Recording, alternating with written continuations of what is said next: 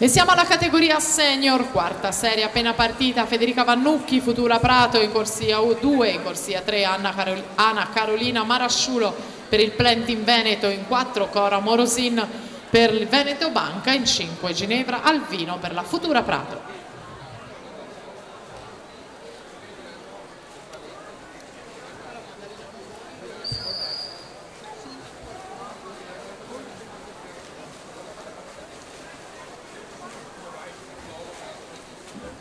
Marasciulo davanti in 33,66.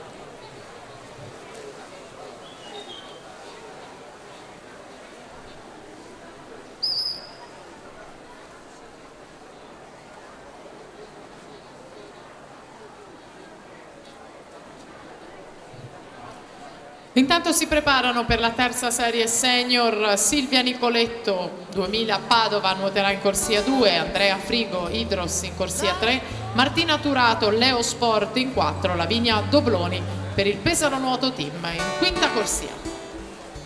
Metà gara ancora la Marasciulo davanti, 1:12,33, Morosin 1:12,96, Alvino 1:14,78.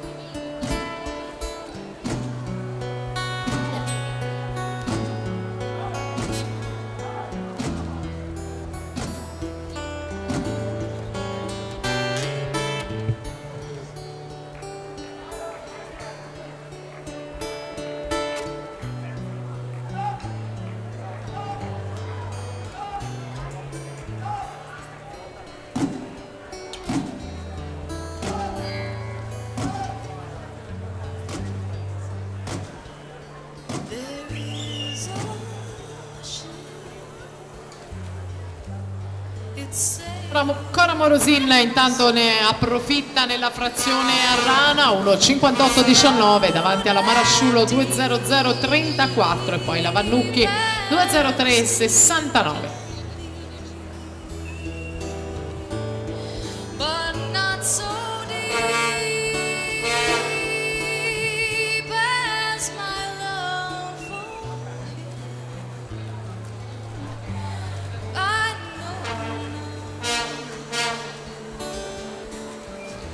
E dunque, quale modo migliore per festeggiare il compleanno? Cora Morosin 2:35,35 per lei la vittoria nella serie numero 4 dei 200 misti Seniores.